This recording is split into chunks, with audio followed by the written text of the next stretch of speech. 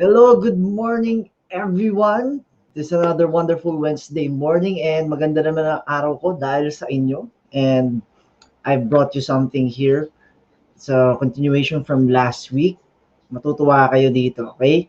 So, of course, introductions are in order. Hello, good morning. I am Coach Jeriel. I am a certified professional life coach. I am a certified CACC life coach.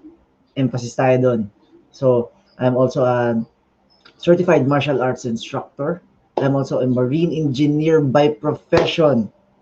So, ayan, yun ang main introduction ko. So, everything that revolves around schedules and patterns, yan, I'm down for it. So, hello again, I am Coach TJ, and this is Coaching for Unhooked Living. Yeah. So, this coaching is for, para kanino nga ba itong aking mga ginagawa?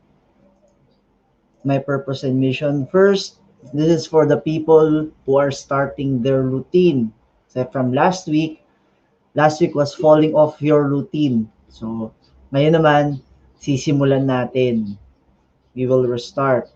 And of course, who wants to start strong, di ba? Sino ba naman ang ayaw i-restart yung routine and would start with a strong start. Yan. And of course, my mission is to light the spark. Kita niyo, new acronym natin. We will light the spark in your routine so that you can fire up your start. So, kung sino man ang ready dyan, habang nagkakape, just tune in and we'll have lots of things to share for today. So, of course, I want to thank you for joining me live today. And please leave your digital footprints by letting us know where you are coming from today. Please do tag a friend and circulate this video to help us reach more individuals who might be in need of what I'll be sharing for this session. You may also want to give some shout outs or want to greet and reach out people with some inspiring messages. Do let me know in the comments. So if you are watching this on a replay, please do comment #replay. I am streaming via FB page of Life Coach Philippines and YouTube channel Coach AI Connect. If you are new to our platform, please like, follow, and subscribe. Uy, good morning, Coach Marife. Ang aga ni Coach Marife. Yan.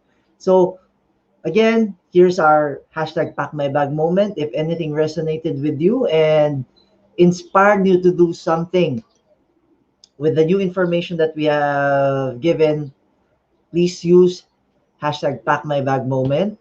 And of course, let us know by putting #CoachingTingTalk na nakakuha nyo dito yun. So, of course, wag kakalimutan yung #replay if you are watching this on a replay. Nakakatawa naman, si Coach Marife is here and siyang number 1. Sunod si Coach Tin. Hello, good morning, Coach Tin. Ang mga nagsisigandahang coaches natin, they're here. So ito, we are bringing the spark back. parang parang lalabas tuloy may nakipag-break. No, we'll bring the spark back in your routine. Hello, Coach Cherry. Good morning. Ayan. So, ano nga ba? So, what does our spark mean? So, I'll show you what you need to fire up your start. So, yan, yung mga sparks natin, di ba? From falling off your routine, syempre, mawawalan ka ng gana and you'll feel sluggish. So, kailangan natin i-spark up yan para sumindi. So, sa spark natin, ayun, no, hello from Tacloban City, Region 8, from Coach Marife, and yung mga taga-north natin dyan, sila Coach Cherry, Coach Tin from Bicol, yan, good morning, good morning. Stands for system or strategy. For you to have the spark, kailangan meron ka munang system and strategy that you will use. So, from our previous weeks of Coaching Ting Talk, nabigay ko na yung done model. Ayan naman, may international pala, La Trinidad and Tobago. Hello, Coach Nilo. Welcome. Good morning. Glad to have you here. So, may nagsisigandahan na nagsisigwapuhang coaches na. So, we have our done model that I discussed earlier, in the earlier weeks. If you need a review, do connect with me so that I can show you how it's done. Then, of course, we also have our stacktivity. Part din siya before. Hello, Coach Candy. Good morning. Ayan, stacktivity is how we put our activities in a sequence na madaling gawin. And of course, we also have the Eisenhower principle. Dito natin nilalagay kung alin ba ang mga priorities nyo. The Eisenhower principle will help you sort out your priorities and which one to do first. How much time you need to spend on each category or each quadrant, and the strategies on how to accomplish them. And of course, you can have your own design. Kung may sarili na kayo strategy that you are familiar in using, by all means. So yan, ito yung done model natin sa ilalim, if you can see. So again, it's another acronym. Stacktivity is yun, putting your activities in a logical sequence that will help you accomplish your task for the day. And ito yung may 4 quadrants natin with axis of urgent, not urgent, important, and not important. This is actually a very helpful tool. And of course, your own design kung meron na kayong ginagamit. So, if you have the strategy or the system, mas madali nyo itong mas madali nyo ma-fire up or madali nyo magagawa yung spark. Of course, P stands for partner. Sino nga ba ang magiging partner nyo? So, this can be an accountability partner, someone who will help you keep you on track, someone who knows your schedule, and someone who knows what you're doing. Diba? Someone that can tell you or ask you for an update, and this is someone that you trust. Of course, you can partner up with a coach. So, the coach can also function as an accountability partner. So, hindi siya pwedeng kahit sino lang. This is someone who can provide support for you, and not just support, someone that can also process your emotions while you are doing this spark method. Yan. So, if nakikita nyo yan, yung mga picture dyan. So, pwede nyo kuning partner yan. Pwede nyo siyang kuning coach. So, you can see. So, from marine engineering, yan, we're always running on a tight schedule. Martial arts instructor din. So, I can teach you. I have the background in teaching. And, of course, Spartan Racer, I can motivate you. I remember my classmate who just first joined us for a Spartan race at ang una niya nasalihan yung Spartan Beast, which is 21 kilometers of mixed obstacles and long distance run.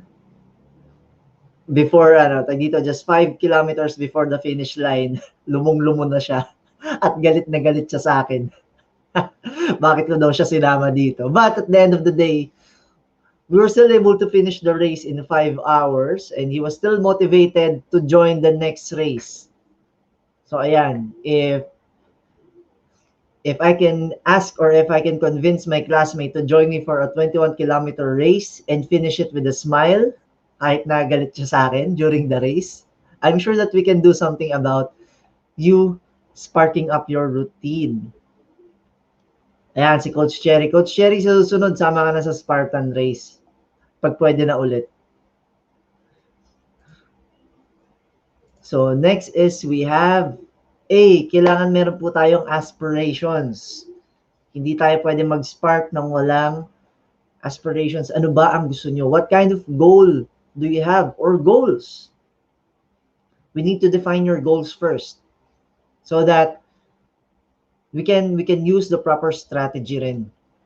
Or we can we can personalize the strategy or the system that we will be using for you. And or have your goals changed.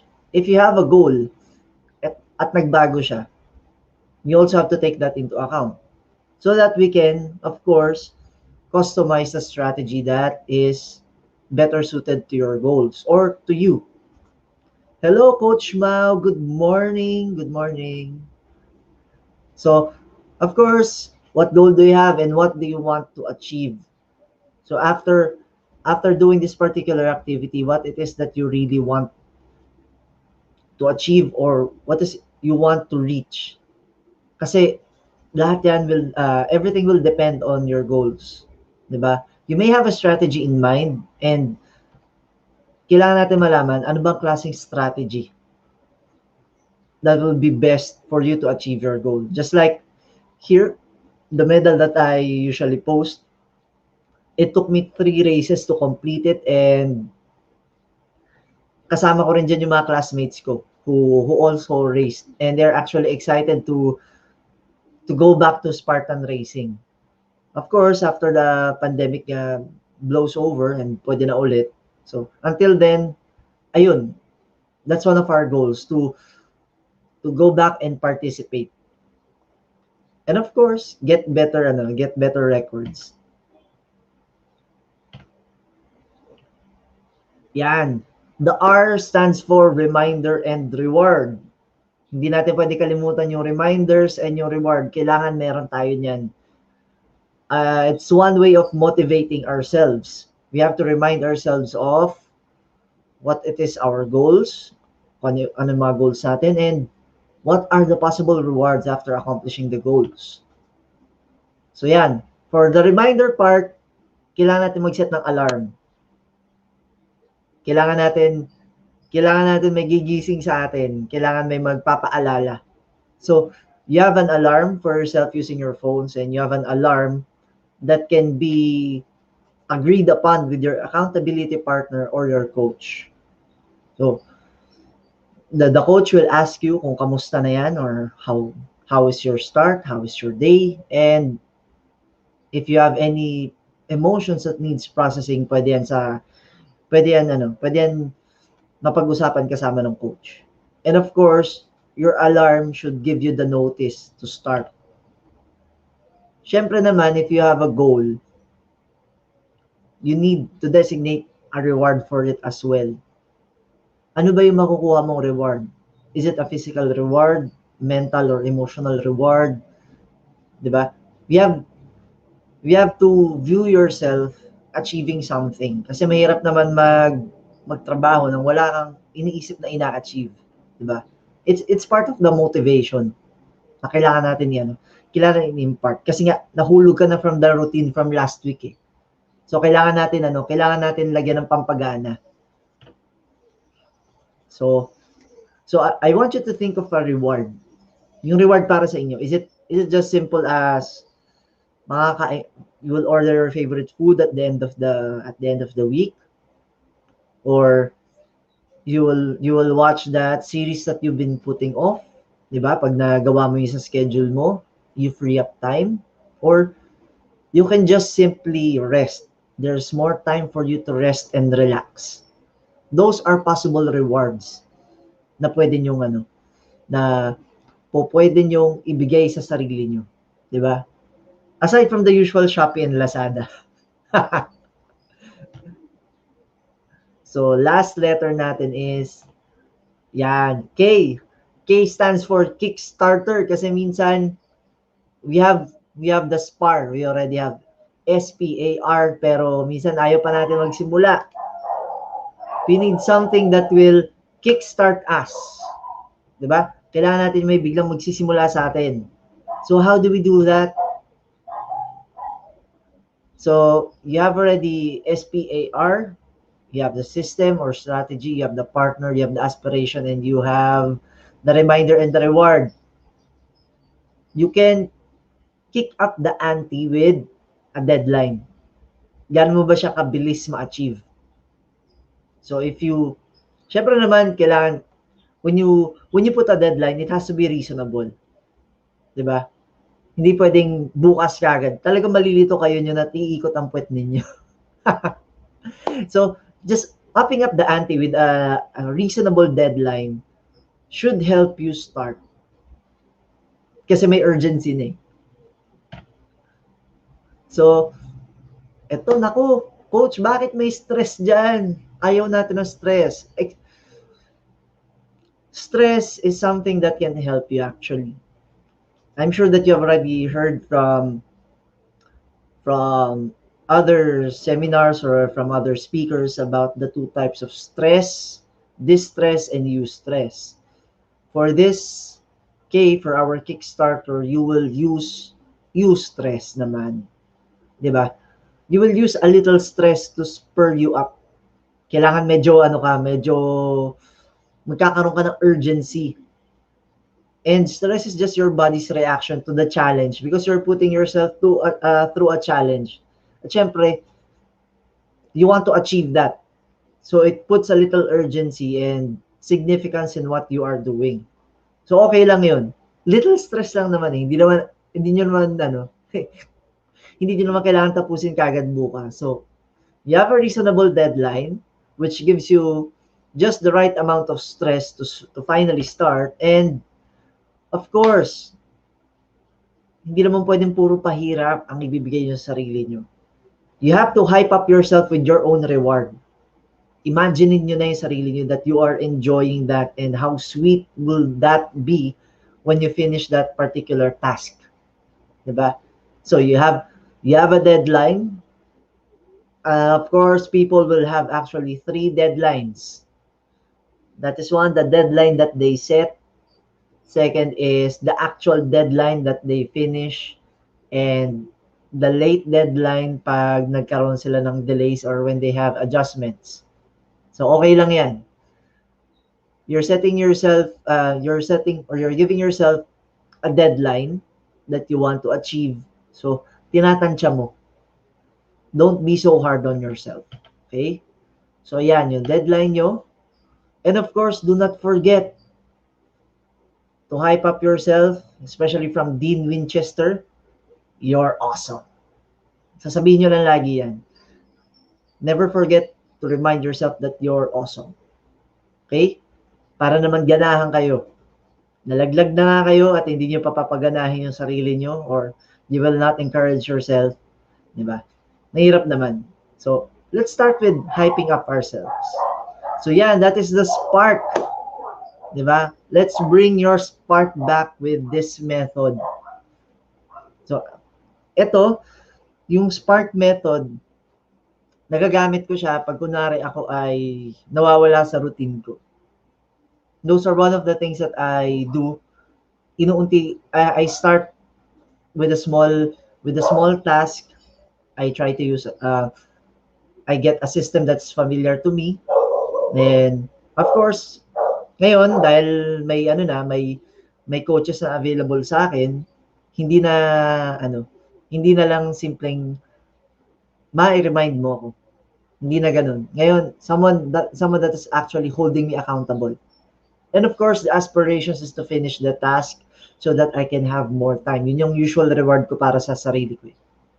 Yung reminder and reward, I usually use my phone. I write it down on paper and I keep my rewards as simple and as simple as giving myself more time, or probably minsan ginagawa ko, I order food. And yung Kickstarter, yan. Ito gumagana sa akin to. Ito, pinakamadali sa akin yung Kickstarter kasi once I set a deadline, my head starts running. Anong kailangan kong gawin? Then, pumapasok na rin yung hyping myself up for the reward na, okay, pag natapos ko to, I have more time, then I can accomplish more things. Or I can rest. Makakatulog ako kagad. So, the Kickstarter is especially wonderful for me and especially effective. So yan, if you have any questions, i-address po natin yan.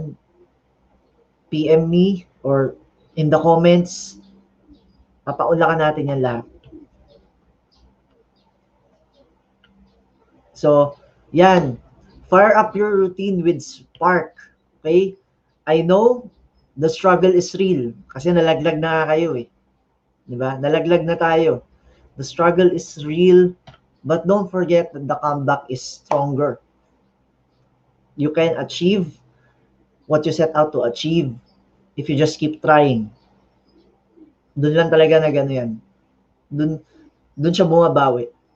When you try again. Kasi pag nag-fail ka, ibang tao minsan, tumitigil na. No, when you fail, you just restart and try it again. Who knows, you might encounter something that will actually improve your routine or your methods, and you'll succeed. So just remember that the comeback is always stronger. And of course, slay it with spark. Gamitin niyo po ito and fit it according to your needs. And do let us know if it works for you. Kasi sa akin it works siya. Ginagamit ko na siya. So, yeah, that's one of the things that I can share with you for this week. I hope that you've learned something and do let us know. 'Di ba? If you have other strategies that you want to explore, reach out. The coaches are here and the coaches are more than willing to help. And so as I end this conversation, let me invite you to be a part of what we are doing as an organization of professional certified life coaches. Do join us for another coaching conversation later with Coach Marife for coaching for overcoming at 2 p.m. Alam kong oras si peligro yan, but I'm sure Coach Marife will bring insights that will liven up your spirit and your day. And of course, huwag kakalimutan, 2 p.m. po yan. Of course, we have Coach Maureen for coaching for single living at 4 p.m. Yan, para po dun sa mga single and who wants to live their life to the fullest. Yan, your coach is Coach Maureen at 4 p.m. I would also like to invite you to Master Coach Ace co-actively co-create life coach certification program. This is a comprehensive approach to learning and mastering life coaching as an active process of creating a new path to achieving results in life so that success is inevitable and in every coaching relationship. Ayan, magiging inevitable yung success nyo because we are preparing you. You are being also prepared. Diba? So, hindi na maiiwasan yung success niyo once you get partnered with the right coach. This includes a 21-day web-based learning, a 3-day live coaching bootcamp with Master Coach A, and a 3-day live business bootcamp with senior coaching team. The program package also comes with many other bonuses, so connect with Coach Rizel through 0917-586-1661. That's through Coach Rizel at 0917-586-1661 to discover the opportunities waiting for you in this profession. So once again, this is Coach TJ from Life Coach Philippines for coaching Think Talk. Coaches like us think and talk like this. This is us in the Philippines. So before we go, ating love bam boom, and love bam boom. I hope to see you again next week. Do stay tuned always. Stay safe and healthy as always.